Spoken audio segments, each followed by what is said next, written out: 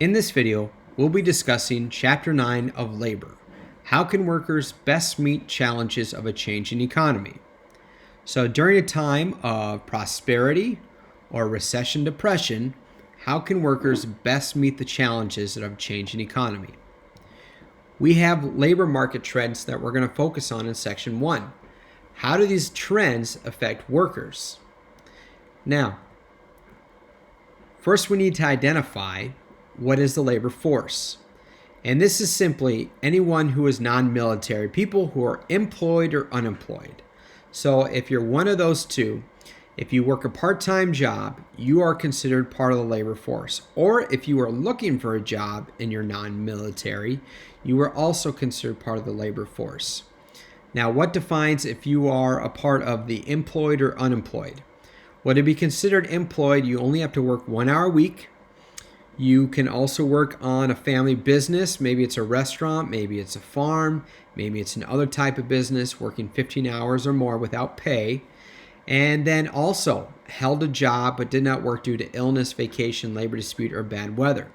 So if you are sick and you still go to work, or do not go to work, you're still considered part of the labor force.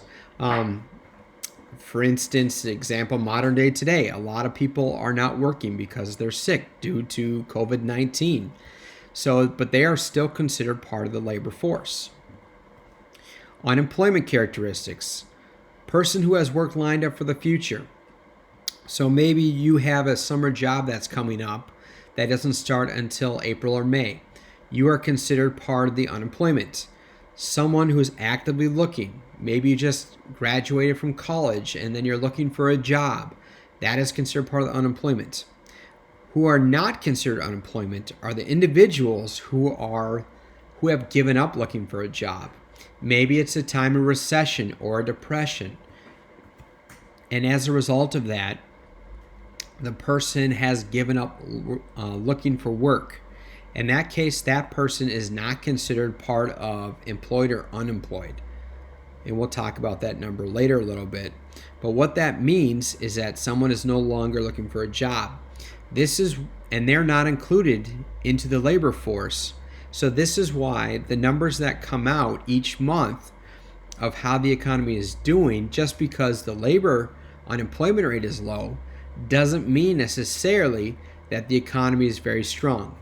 Now, if you see here in the top image, we have the statistics of the unemployment rate from 2019 and 2020. We have a very unemployment rate right now. There is a Bureau of the government that is responsible to record these statistics. And as you can see in this chart at the top here, our unemployment rate has been dropping since 2010.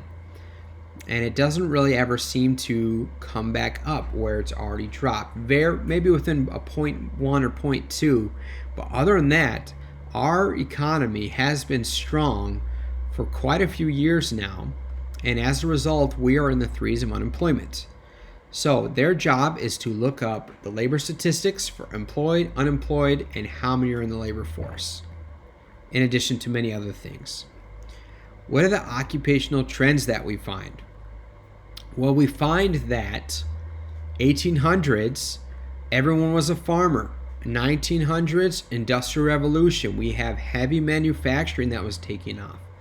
Mid-20th century, electronics. 2000 to the present, I'd say computers. And if we were to say 21st century, I would probably say AI is probably the changing economy of direction. Anything that has virtual, augmented reality, virtual reality, autonomous vehicles, this would be the occupational trends that we'd find. If we were to do a poll and find out what kind of part-time job you have, more than likely you have a service job where you're providing a service rather than creating a good, meaning that it's manufacturing, so a lot different there. We have two terms here, outsourcing and offshoring. This is never a word that you want to hear when it comes to the business you're working for. Outsourcing means that the company is no longer doing the work of maybe producing a product. Or for instance, at the school outsources part of its custodial duties to a company that is contracted to come in at night to clean the building. We are outsourcing some of the custodial cleaning to another company. They're contracted to do that. Another thing is called offshoring, movement of some company's operations to another country, especially if the country that the jobs are moving off is a lower minimum wage. You often find this. This is why several, usually credit card companies, if you call their numbers, you're talking to an individual who's probably not within the U.S. That job used to be in the U.S. and now has gone offshore to a different company. We have something called the changing labor force, the learning effect and the screening effect. And this is why everyone is in school, for the learning and screening effect. What we find here is that education, the theory of learning effect, is that education increases efficiency. The purpose of education is to make you efficient. When you were in pre-K, you were not very efficient when it comes to even knowing your letters. Today, you are extremely efficient in reading, in writing, in math, in problem solving, in computational thinking. You are learning these different methods now so that you can become more efficient, which as a result, you should be more productive. This is why when you go into a brand new job, you are given multiple tasks because you can probably multitask, handle your time. And because of your efficiency, you're more productive. And because of that productivity, you will probably get a higher wage. So this is the learning effect. We also have something called the screening effect. This is where, especially for jobs, college indicates usually that a job applicant is intelligent and hardworking. This is why in the summertime, college students versus high school students, businesses usually pick the college student because they know they're somewhat more intelligent or hardworking because they know they have student loans. So the screening effect, this is why education may not be necessarily important as far as where you go to college, but you are able to complete what you did in college, known as the screening effect, to get better jobs and get ahead of others who are applying for the work. Now, here are a chart when it comes to, or a bar graph, when it comes to the level of education versus earnings. No surprise, high school graduate, not a high school graduate versus a GED, some college, so on and so forth. The more education you have, the more you have when it comes to a higher raise of pay, of earnings. Now the question is asked, well, why is a doctorate less than a professional? Well, doctorate usually find when it comes to a lot of educational jobs, and the educational jobs probably don't pay as well as professional or the corporate world. So that's where it's probably less than the professional. Increase in working women. From 1960s to 2010, we have seen a dramatic increase in working women. If we were to ask the question, well, why is that? Why do we think that would be the reason for that? Well, the reason for that is several things. One, we have more women going to college, which is great, which is what we should have. And that means that if they're going to college, they're probably serious about getting a career path. Also, family sizes are shrinking. And so as a result of that, moms or whatever have more opportunity to go out in the working field or whatever it is.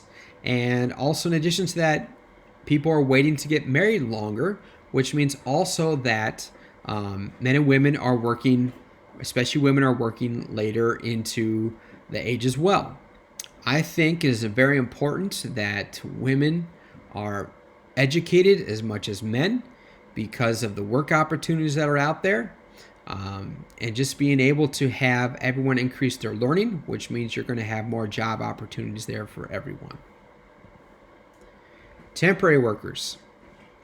This is something that is a temporary worker's work is contingent on availability. So let's say that you have a lawn mowing business and all of a sudden you have 50 extra lawns that you need to mow. Well, there's no way that you would be able to do this and the regular lawns you do for your business. So what you can do is you can reach out to a temp agency and hire individuals to come help you be able to mow these lawns that are out there. Benefits of a temp agency. It's a flexible work schedule, so you only bring the people in when you need the help. They're sometimes paid less. There's no benefits or less benefits. You're able to say, oh, I lost all these 50 yards. I don't need these workers anymore. So discharging is easy and cost efficient. And some of the workers temp agency enjoy the flexibility. For instance, teachers during the summer times are still getting paid from the school, but at the same time, they are off for 3 months. Temp agencies will hire teachers to come in and do some work for local businesses. So temporary workers that are out there. Then we have something called a guest worker. Typically, guest workers are that we find that are usually coming from Mexico are working for agricultural positions. And in their agriculture position, it is very labor intensive. And the guest workers have the opportunity to come across the border and be able to work. We have hundreds of thousands of individuals who come across the border every day and who go to work. They usually have some sort of identification card to indicate they're a guest worker. They work, and then at the end of the day, they go back home, go across the border, and go back to their homes. Makes complete sense. If there's job opportunities across the border, being able to do that, make a better, higher wage, and then be able to go home and do the same thing. We also have workers in Canada that do the same thing as well. So a guest worker is an individual who are allowed to live and work in the U.S. only temporarily. So sometimes they will be immigrants that are allowed to come to the United States in order to work as well. I have family members that were from Canada who were educated in the U.S., but in order for them to stay in the U.S., they had to get the proper identification known as a visa or a green card, and they had to prove that they're working. If they were not working, they would be sent back to Canada. So guest workers are allowed to be here usually as they're contributing to benefit that foreign country. And last slide, real wages are down. If we were to do a comparison of pay today versus pay 20, 30, 40 years ago, we would find that wages are down. Part of the reason behind that is the benefits.